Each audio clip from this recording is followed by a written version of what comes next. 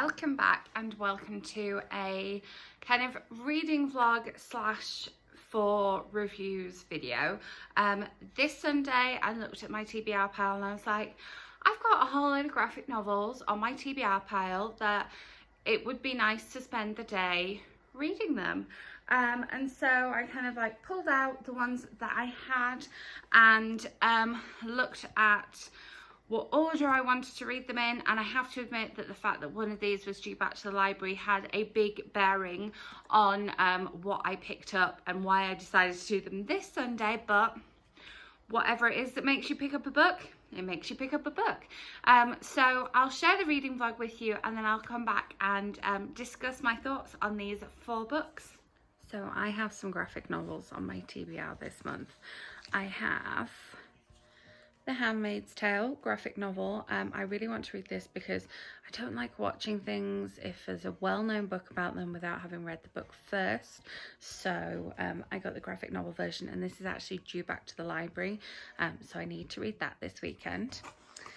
And then one that was on my December TBR and will also be eventually due back to the library is The Best That We Could Do by Thi Bui, which is like a graphic memoir and is quite chunky and really super heavy. I think it must be like lots of glue or thick pages or something. Then I have one which Crystal sent to me that came out last year, that's a middle grade graphic novel and just sounds really fun, and I had a flick through and I was like, this looks so cute. And this is Cub by Cynthia L Copeland, and she is obviously a young journalist. And then my hold on this novel finally came through. I've been waiting for it for a little while. I was considering buying this one, but I'm going to read my library copy first, and then if I like it, I can buy myself it. And this is White Bird by RJ Palacio, and I do have a signed print from this one that I got at BookCon or Book Expo. I think it was Book Expo, which we thought we were getting the book, and we were just getting the print, but it's fine. I have the book now. 6 months later, and so I am going to attempt to make my way through these, have a little cozy graphic novel reading weekend. So this mixes in some photographs as well as the illustrations on this page with it, which I think is really quite cool. So I have finished reading The Best That We Could Do. This is a graphic memoir. I did not know an awful lot about Vietnam or about the Vietnam War or about refugees from Vietnam and from that time and generations of families and how they were split up, and so this taught me a lot. It was quite heavy going, and quite a lot of kind of names and family positions to retain at the same time as facts about what was going on in the country from a like first-hand experience or a second-hand experience. So yeah, so if you want to know about more of that time period, or if you are interested in refugees and Vietnamese immigrants in America, this one is very interesting. The artwork is quite different to anything that I've read before, and I like the fact that they mixed the photographs in there a little bit and how it's all told through multiple generations of the one family. So now we're going to move on to Handmaid's Tale.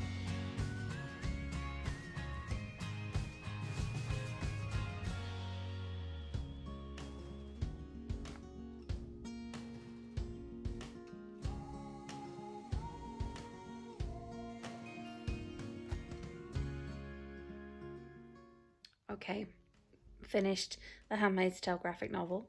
As a graphic novel, it was really good. There was a lot of colour used for different things, so a lot of like darkness and black and white and red, and then kind of grey areas. So I really liked the graphic novel. And this is my first experience of reading the story. Like I say, I haven't watched the TV show because I didn't want to before reading the book in some form. So when the graphic novel came out, I thought, brilliant, I can do this. That story, man. That's yeah, I can see why this is such a mega book and why people have been loving the show. So I'm looking forward to watching the show.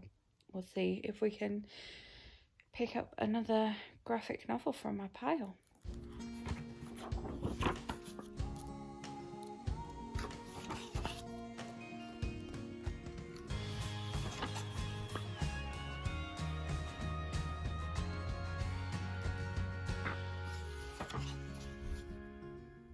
So this is definitely darker than I expected it to be. I didn't think it was about kind of occupied France and Nazis and a sort of Anne Frank situation, but it's very good, and it's got that like humour kindness thing that Palacio does so well. But yeah, after reading Handmaid's Tale and then reading this about, you know, marginalised members of society, whatever that society may be, I'm like, need something a little bit lighter now, please. One of the great things about this book is that it gives you a reading list and a kind of historical glossary, as well as an illustrator's note and an author's note at the end, which is wonderful. And if you've read the Julian chapter, you'll be quite familiar with most of this story, but the illustrations really do bring it to life, and I really love the character of Sarah. I think she's a great character to spend the book with.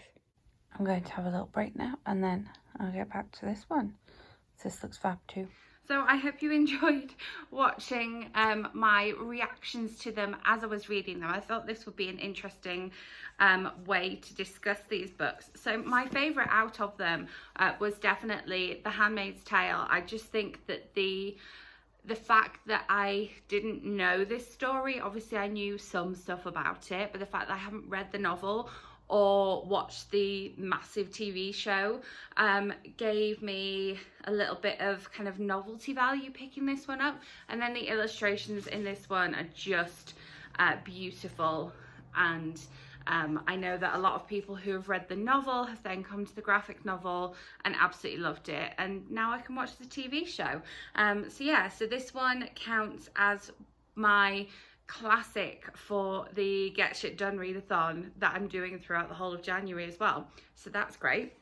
And then my second favourite was probably the middle grade graphic memoir, just because it had so many amazing things in it that mirror the issues that we have today. And obviously it's written today. This one came out at the beginning of January, but it's set in the 1970s, and so to be able to kind of look at society in the 1970s but also bring some stuff in about diversity today, and also kind of slightly political views today but without having a political standing, I think that was done really well for a middle grade graphic memoir. And the first graphic novel I ever read was a graphic memoir, so a graphic memoir has a nice positive place in my heart. So yeah, I really love this one, and the illustrations in this one are like so beautiful and bright, and so much of it is like so 70s. And then when she writes the newspaper articles, we actually have the newspaper articles with the corrections to read as well. So like here, which is really interesting, and I think was a good choice to put into the book as well. And then White Bird was very different from what I was expecting. I love R.J. Palacio. You know that Wonder is basically my favourite book. And so I had read this story by reading and discussing with a group of children the Julian chapter a couple of times, but it was nice to see it expanded here. And again, it's set during the Second World War, but she still brings in issues that we have today. The fact that we talk about, you know, the fact that Jews were persecuted during the Second World War, but then we sort of have stuff about immigrant children being separated from their parents at the end today as well. And this was definitely darker than I expected it to be. I didn't realise it was an expansion on the Julian chapter, but I really enjoyed it, and the illustrations are beautiful, and the signed print that I have I could recognise in the book as well, so that was really cool. And this one I think is middle grade as well, so it was interesting to having read 2 middle grades and 2 graphic memoirs in the same sitting. And then we have The Best We Could Do, which is definitely the longest of all of them, and this one is a graphic memoir as well, but the illustrations in this one are very much the same colour the entire way through, but as I showed you in the video, we also have some photos built in, because obviously it is a memoir, but this is an adult memoir, and taught me an awful lot about Vietnam that I had no idea about, and kind of links into Whitebird in a way because of a particular group of people being persecuted and how they came through adversity and came together as a family. So I enjoyed reading all of these. I do still have some graphic novels on my TBR, not only that I specifically put on my January TBR, and you will know that only 2 of these were actually on my January TBR, but then my Hold On Whitebird from the library came through, and I've been wanting to read that for a little while, and I think chunking these together like this and doing them all in one afternoon / evening was really enjoyable, and was a good choice that I made.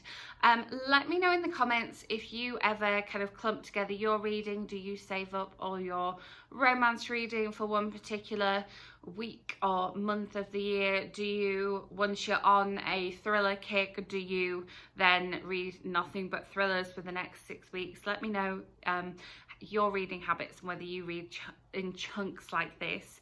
If you enjoyed this video, please give it a thumbs up, subscribe so that my next video lands in your subscription feed. I will be back with more bookish content for you later in the week, so I will see you then. Thanks for watching.